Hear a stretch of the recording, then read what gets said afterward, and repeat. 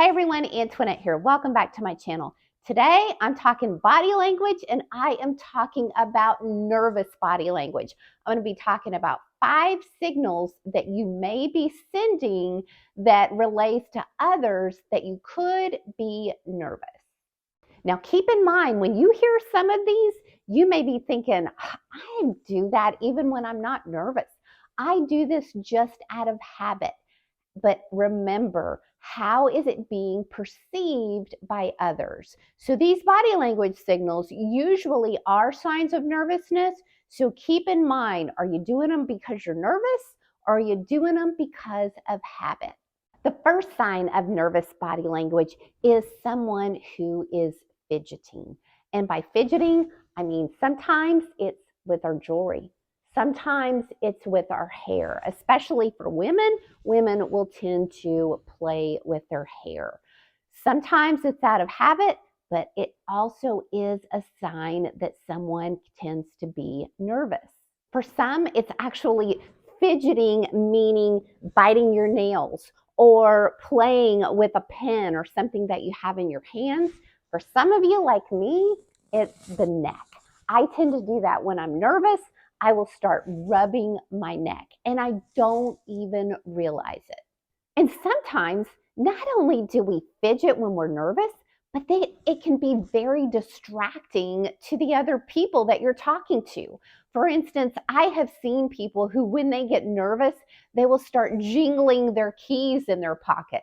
And so it's making loud noise in addition to being distracting. So what do you do in these situations?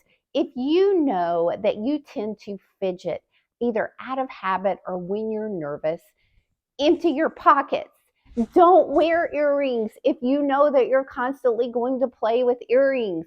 And with your hair, if it helps, put it back. The main thing to remember when you're fidgeting with your hands.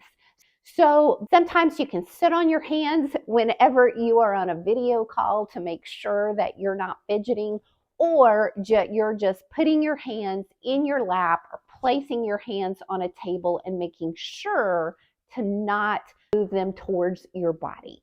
A second signal of nervous body language is by avoiding eye contact, or even when you make eye contact, then immediately looking away or looking down. When you look down, it shows that you are taking a body language sign of submissiveness. Now, in some cultures, avoiding eye contact or looking down is very appropriate. However, in the American culture, eye contact conveys confidence. Now, there are certain ways that you can break eye contact and still appear confident. And I've got a video above and in the description below that highlights how you can do that. A third signal of nervous body language is clasping your hands. Now, don't confuse this with steepling, which is widely known as a confident body language signal. I'm talking about clasping your hands and keeping them close to your body. I notice that I do this every time I'm in the dentist chair or every time that I'm in a doctor's office. I will find myself putting my hands close to my body, clasping my fingers. I was leading a training with a company a year ago, and each person was assigned a task that they were excited about, but they were also a little nervous about. And I was observing them during this exercise, and I noticed that when each person came up to the front, although they were excited to be there, I also knew that they were nervous. And every single person tended to clasp their hands and keep them in their lap. We also know about the common body language sign that so many people do when they're in front of a group of people and they assume what's called the fig leaf position, where they're clasping their hands in front of them. So what do you do in this situation? Keep your hands at your side. Unless you're in a situation where you're nervous and you don't really care about hiding it, like in a dentist chair like me. A fourth sign of nervous body language is pacing. Pacing back and forth. Think of pacing like a caged animal that's just going back and forth for no reason whatsoever.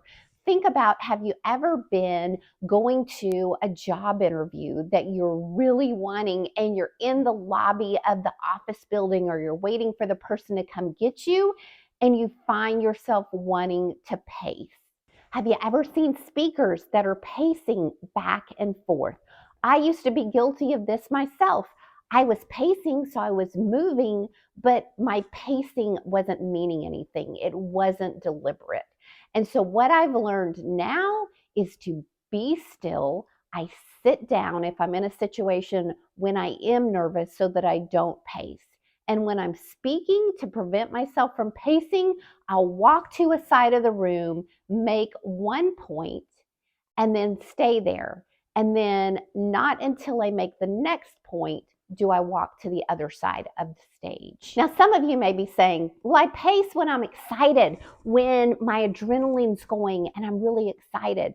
Great, but also know that it can convey nervousness because pacing is not purposeful body movement. The fifth sign of nervous body language is by trying to make yourself as small as possible, sometimes without even realizing it.